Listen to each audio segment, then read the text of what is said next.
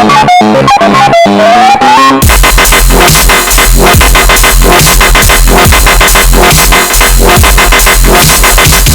to WWTF, one of the Facts of Gaming Show. I'm Fred White. And I'm Mike C. Hey, today we're going to be talking about E3. Welcome back to the show, Harold. Hey, thank you guys. Good to be here. Thanks for having me once again. So E3.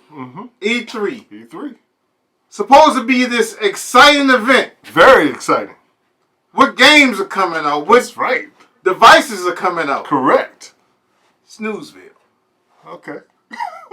In my opinion, the only one that won that was Nintendo. And the reason why, I know I give a lot of flack about Nintendo, but the reason why I say Nintendo won this is because they were showing things that are coming out this year.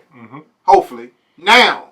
Not 2016, 17, 18. Correct. Oh, man. Harold, how was it for you? It wasn't that great to me. Microsoft, they tried to watch your press conference and, ended it a quarter of the way into it. It just seemed like promising this, promising that, promising this, promising that. Hey, let's spend more money, and that's what it seems like they're about. Yeah, they're a business, it's all about money, don't get me wrong, but still, you have to bring something that gamers are going to want to play now and not tomorrow, not next year. Now, I'm really not with the Halo thing. Okay. I'm really not a Halo fan. I promise you that. But it's already been here. It was on the original Xbox. It was on Xbox 360. It's not a game that I'm going to fall in love with, me personally. I didn't see anything coming out from Microsoft that was like, yeah, I got to get it. Forza, okay, I played it, whatever. It was no new IP from them.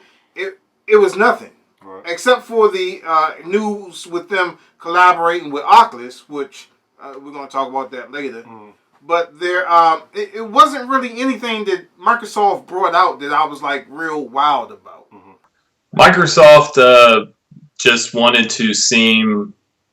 It just seemed dull, I really wish they had anything interesting, but like you're going to touch about the Oculus here in a minute. They're saying no PC out right now is going to be able to handle it. Well, what's the solution? Hey, let's pump more money into it, And I just feel they're about getting the money from the consumer instead of giving a quality product to the consumer. Today, they want to do it next year. No, we want this stuff now. Backwards compatibility, which turns out to be a fluke. Most games people got rid of to get to the Xbox One. Correct. Mass Effect, some arcade games.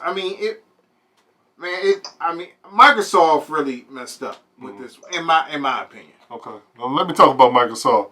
Okay, Microsoft did show something called the Halo Lens, which introduced that little bit of virtual reality, and basically you can start playing something like on a wall or something like that. Then you can move it to like another space, which is like your table, and it could be like a 3D texture type of display upon it. It's a cool device and everything like that, but the question I have to Microsoft is this plausible, and will this thing work like you demonstrated and showed us? So, and how much money is it going to be? So, yeah, we hoping, but Microsoft, so there you go. That's Microsoft. And with their collaboration with the Oculus, and let's just go on the Oculus real quick. They're saying, which ticked me off, was the PC that you have now, you're not going to be able to run the Oculus. Okay. And I was like floored when I heard that. Now, me just getting into PC gaming, I got the Alienware Alpha, and now I know I cannot run this on my system. Yep. It was a blow, man. Start saving your cheese. And you're talking about spending another $500, which I'm estimating this thing's going to cost. With that, it's a slap in our face. I just think the Oculus Rift is more of a novelty item, just to once again to bring, especially now, to bring more money into Microsoft, partnering with Microsoft, one of the biggest names in the computer world. So, and yeah, I've seen videos of I guess you want to call it the beta or whatever, what it could do. So they even showed a first-person Legend of Zelda with the Oculus, and I'll be honest, I'm sorry, it looks like crap. I am not impressed by that device. Who wants to wear this bulky thing on your head while playing video games? It's a good way to get prone to headaches, like they've discovered with the 3D TVs.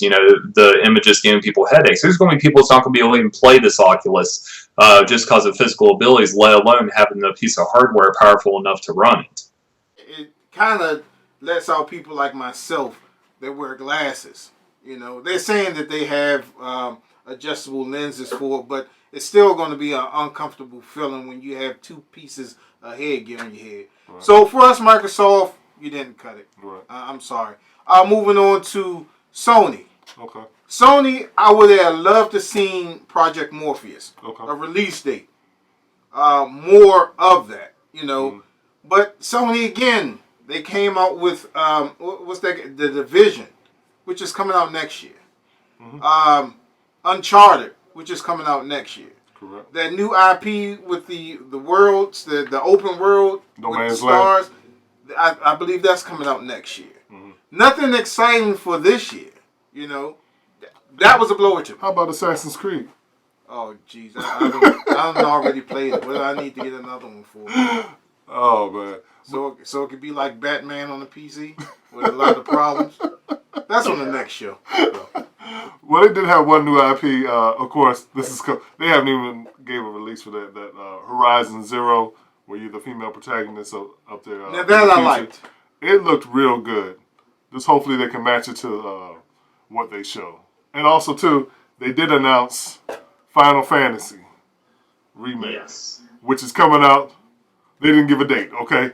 But they said it's coming out. They're working on it, so we shall see. We'll still stay excited for it like the Order and not like the Order, please. Well, I think the remake for Final Fantasy VII, it's a very iconic game for the PlayStation. Even if you've never played through the whole series, you know, you can't turn a blind eye to Final Fantasy VII.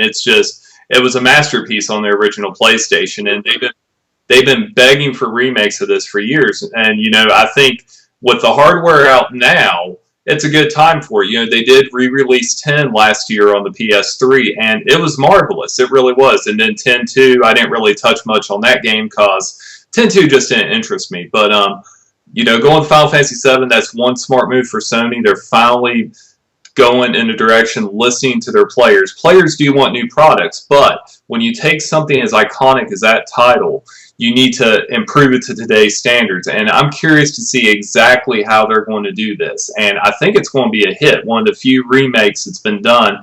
I think it's going to be a big hit when it's done. With Nintendo, I think they stole the show because they're not talking about stuff that's coming out in a couple of years now. They're talking about stuff that's coming out this year. Yeah, Nintendo's press conference was great. Then, of course, they had the Nintendo World Championships, which was pretty much the format to bring out the Mario Maker, which will attract a lot of players because of creativity with an easy platforming game. It's simple. Nintendo has always gotten by with smart, simple gaming, and that's what they're going to keep going with. They're not going to try to impress you and wow you with, ooh, wow, a headset, you know, like the Oculus. No, they're going to give you a product you can play, and they're going to give it to you a lot sooner, apparently. I didn't grab Smash Brothers, or I wasn't too excited about Mario Kart, but Mario Maker, whatever it's called, that's going to take me back. So that I will definitely get that. I will dust off my Wii U for that and actually turn it on. Hopefully it works because I haven't turned it on in so long. But when that game does come out, I'm getting that. I love Nintendo, even though I give them flack, man. They stole the show. Okay. I don't have nothing to say. Nintendo, there it is. Again, thank you, Harold, for coming on to the show. Thank you, guys. We'll see you next time on WWTF. We want the facts. The Gamer Show. See you later.